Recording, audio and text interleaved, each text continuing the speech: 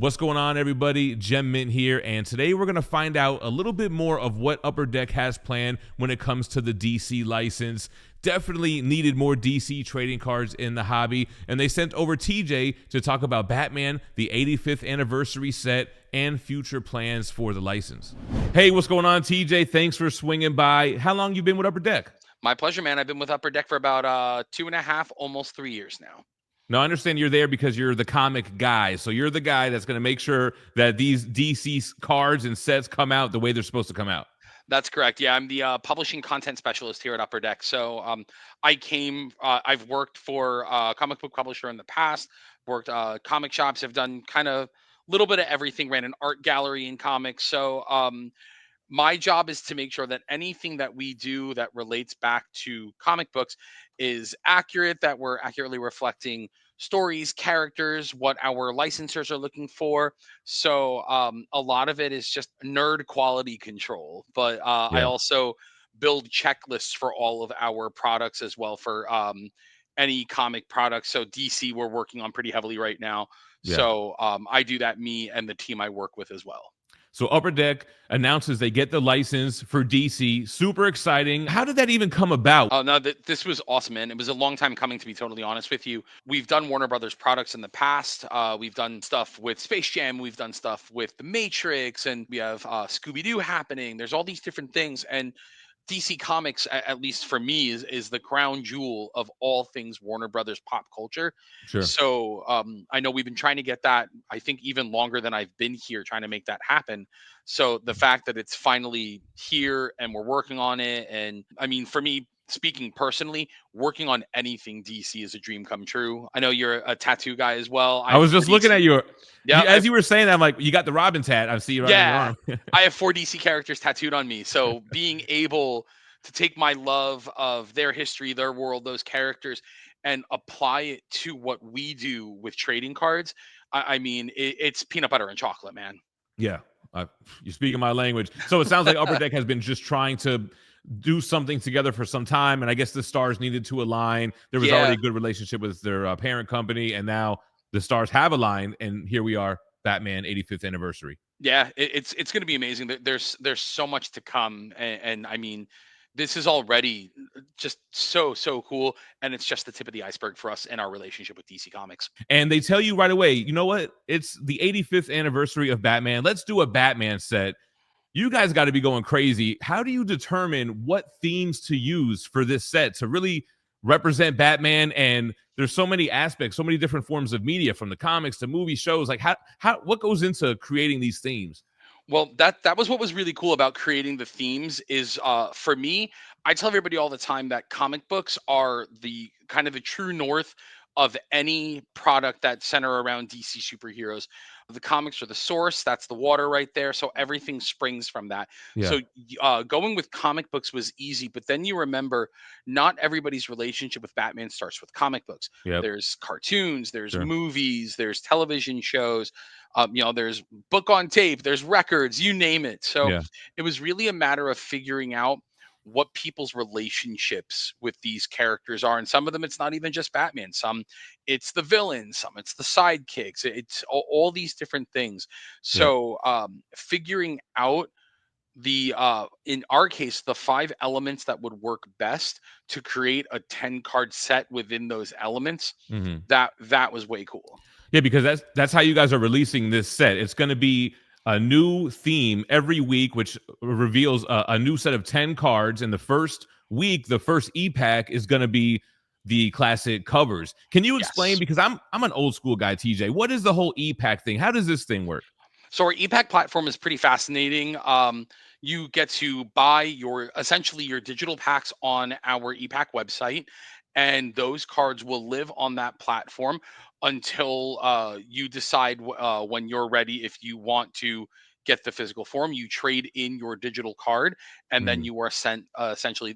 And I'm distilling this right here. Our ePack team will explain this way better than I do, Not to put but you on the spot on how it all works, no, but it's totally fine. But I say that to say, like, it's an e-card. Yeah, you can store Yeah. them electronically, but there are physical copies, and you could kind of curate the set by buying e-packs and trading doubles, and eventually maybe putting together a whole set and getting the physical cards shipped to you.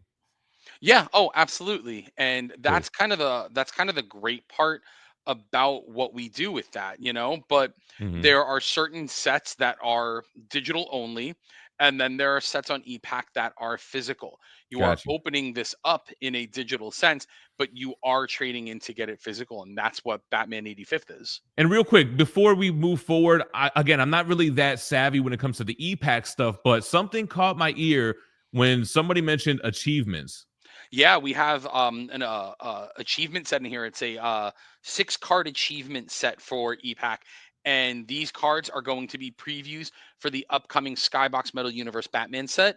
They're gonna use the designs that we're using for the base set in there, but all 6 of the images for the characters that are in here, all 6 of those are exclusive to this set, so they are not being repeated for Skybox Metal Universe Batman. Then starting from the 14th, every Thursday we'll be unveiling all of the new weekly achievement e-pack. So there's going to be a lot to be seen from there. It's going to be very cool. So we talked about the cards, the e-pack. There are going to be physical releases of them. How do you come up with the design of the card, especially something for Batman 85th anniversary? You're doing classic covers. The style of the card is very important. Yeah, and one of the things that I was really excited about when our design team started coming up with ideas, they were all very open because so many of them hadn't worked on DC products before. So there was definitely a lot of, well, what do you think we can do? Where do you think we can move with this?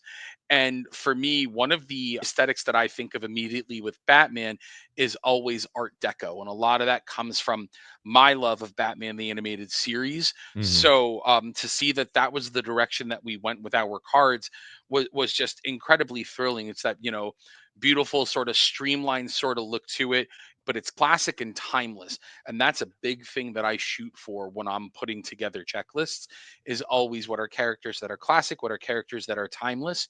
And that look, that Art Deco aesthetic, just it stands the test of time. No, it definitely has that Art Deco Batman animated series vibe. It almost looks like something straight out of Gotham City from that universe. Taking a look at the first card, first appearance, Detective Comics 27. You got to have the first appearance of Batman. But what's the next Absolutely. most important key issue? You've got to go Batman 1, first Yeah. appearance of the Joker, first appearance of Catwoman. Yep, that is correct. So in selecting these cards, you have 85 years of Batman, but you can only pick 10. We saw Tech 27, Batman 1. Next up, we have Detective Comics 241. This is the classic rainbow Batman suit. How do you Yep. make sure to get the best 10 covers out of all of the history of this character? It was a big part of it was remembering that I'm not building this set for me. I'm building this set for everybody. Mm, A little inside baseball. In my mind, the next most important cover after Detective 27 is Detective 38, first appearance of Robin. But I thought it mhm, would be really nice to go with Batman #1 because you get a really iconic Batman and Robin cover, and you get the first appearance of Joker and Catwoman. So it really was kind of a matter of finding ways for us to be able to have our cake and eat it too. mhm. And so with Detective 241, it's such a great cover. DC's really embraced its iconography over the years. It's gotten action figure sets, it's gotten vinyl toy sets, all that spring forth from this just random, throwaway classic Batman story where Batman's got multiple costumes, and it's turned into kind of a phenomenon over the course of the last like decade or two. Yeah, and then we're getting Golden Age, Silver Age, and then moving over to the Batman 251, the Neil Yep. Adams classic Joker cover. Love it. Yeah, now we're getting into the Bronze Age here, man. Yep. It's so cool. I mean, again, another great iconic Neil Adams cover, and the reality is every Neil Adams cover is iconic. How do you choose? Do you use a Ra's al Ghul, or do you use one of those cool moody Batman covers?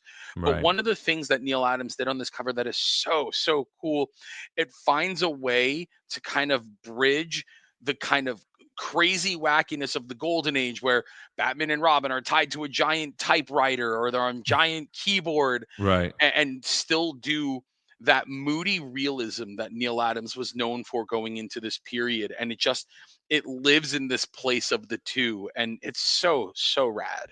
Also, like we had the first appearance of the Joker with Batman 1. He's not on the Yep. cover. He's on the cover here, and it's also like where we get the Joker that we know and love. He's not exactly a goofy 60s Silver Age character. Yeah. Now he's a problem. Yeah, no, there's definitely a bit more sinister stuff going on with the Yeah. when we're getting into the O'Neill Adams Batman stuff, and then eventually the Marshall Rogers, Steve Englehart Batman stuff. Um, Joker, it becomes a terrifying character, Right. but again, still funny, and you Right. still laugh at it. But now you're at a place where you're starting to feel bad for laughing at it. And then we have to have some 80s goodness. Talk about Yes. redefining Frank Miller, Batman, The Dark Knight Returns. Classic cover. Recently was in some controversy, maybe about a year ago now, on which way he was facing. Did that come Yep. across your feed anywhere? Oh yeah, absolutely, absolutely, it did, and it's kind of silly. I personally think he's leaping towards. It's not leaping back, but Okay. everyone's gonna have their opinion on it. Had to choose this one. Iconic cover. Sure. All right, then keeping with Frank Miller, but not with the art. He wrote Batman Year One, and we have Batman 405 is next up. Yep, that's right. With a cover by David Mazzucchelli, who also did the interiors in there.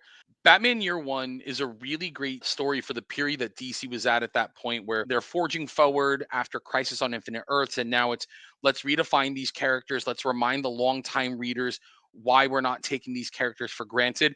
And let's create a jumping on point for the new readers that were coming into 85, 86, 87. And Batman Year One not only set the tone, but every year one story from every character that's had one at DC is chasing how good the story was. Now, admittedly, I was always more of a Marvel fan growing up, and I'm a little bit more familiar with the Marvel keys. I was keeping up with you guys up until Detective Comics 587. Great Ah, cover, though. Batman in yep. the rain. You've got this cape flowing. What was the reason why this one made the 10? Earlier, I had said when I build checklists, I'm not building them for me, I'm building them for our audience. I want to make sure that everybody gets a little bit of something. But the reality is, as well, this is in there because it's my favorite Batman cover, maybe of all time. Okay. Alan Grant and Norm Brayfogle were the Batman creative team that I came into comics on. Mhm. They were responsible for all those early Tim Drake Robin stories, which are huge for me. And this cover right here, it captured me as a kid. It continues to capture me as an adult.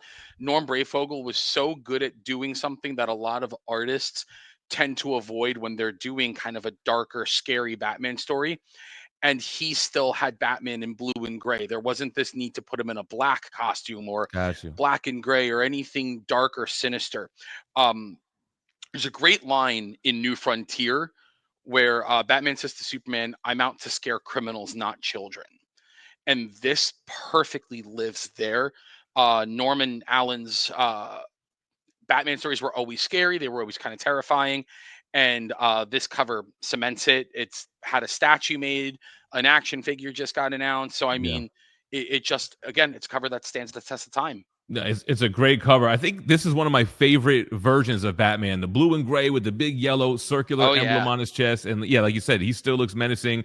Great cover, great addition to the E-Pack. Then we have some 90s goodness. We're talking Night Quest, Detective 667, Asbat. This is my era of comics. Yep, absolutely. This is I was probably about 13 when this issue came out, and I mean, all things Batman, all things Robin, all things Nightwing, and it was just it's so cool. But when you look again, using this cover, it's important to see the period that DC was there. Superman's died, Hal Jordan's a villain, Wonder Woman's lost the title, but more than anything, now Bruce Wayne's not Batman anymore. The paradigm shift is massive, and it's felt for a while, Yeah. even after the story is over.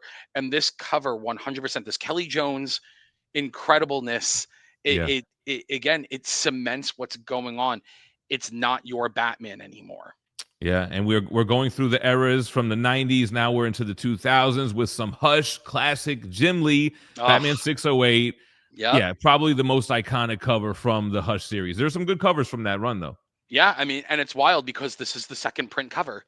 This isn't even Yeah. the first print. The second print became wildly more popular than the first print. And the first one is amazing, but there is nothing like seeing Batman on a gargoyle surveying the city and just that drama. It doesn't matter. You can hear the Danny Elfman music in your head, or you can hear Batman the animated series. I don't care. But when you look at that cover, You don't even need to speak English, and you can look at it and you go, Batman. Brooding over Gotham, that is Batman's Totally. favorite thing to do. And then the last Absolutely. card from the first e-pack, the last of the iconic covers. What is this? The next generation kind of is the idea with this one. Batman and Robin 1. Yep. I thought that this would be a really cool cover to throw in there because it's Dick Grayson as Batman and it is Damian Wayne as Robin. And the great thing about this book by Grant Morrison and Frank Quitely was their approach to this was how do you tell a story with a light Batman and a dark Robin? Hmm. And that's what this is all about. It's Batman having to teach Robin to lighten up because, here's Dick taking over the role while Bruce is gone. Right. And the only connection left to Bruce, in a sense, is this kid who has just shown up on their doorstep who has taken the role of Robin and thinks that this is his birthright. This is better left in his care than anybody else's. And the cover again, it's this stark perfect cover. You don't need anything else. The yellow background works, the new Batmobile, a flying Batmobile, no less. And it just again, it moves DC into the future. And that's the beauty of DC Comics and Batman in general. The future gets forged by remembering what came in the past. And that's what we're celebrating here. No, that makes sense. And I like how you ended kind of with that theme. That's the last card. So many great covers. I think you guys did a good job of Thank curating you. 10, covering different eras. In your opinion, what goes into the making of an iconic Batman cover? There was a quote from Denny O'Neil. He wrote Batman for years, and he was like the editor supreme on Batman through the 80s, the 90s. And one of the things that he had said was, if you can draw Batman's silhouette, you can tell a Batman story. Hmm. And I think every single one of these covers, what's so great about them here, and this goes to any good Batman cover, is you already know. You can tell what's going Right. on all of these covers just by looking at Batman. All right, so we have a different theme every week, 10 cards in each theme. We know week 1 is the iconic covers. Can you tell me what the next weeks are going to be? Absolutely. Again, week 2 is going to be Batman on film. Week 3 is going to be Rogues Gallery. Week 4 is going to be animated Batman, and week 5 is going to be vehicles. Oh, nice. So many Very vehicles. cool. When does this set drop? When can fans get their hands on, or at least digitally at first, get their hands on the Batman 85th anniversary cards? The release comes out November 14th, and the physical will be alongside that. The moment you open up your pack, if you want to pay, you want to submit and pay for the shipping, you can do that immediately. Cool. So November 14th, digital and physical. Now, I'm also hearing rumors of a DC annual set. I don't know if you're allowed to spill the beans on that or not. Oh yeah, I could definitely talk a little bit about that for sure. All right. So DC Annual, I'm really excited about. That is going to be our first physical Upper Deck DC trading card set that we're going to be releasing. That'll be hitting in January. Super, super excited about that. That was the first checklist that I built for our DC products, and it is kind of an encompassing of DC Comics within the year 2023 to 2024. It's Mhm. about a hard stop in July so that we can do 24, 25, but kind of treat it like a sports season in that Gotcha. regard. Yep. But it's amazing.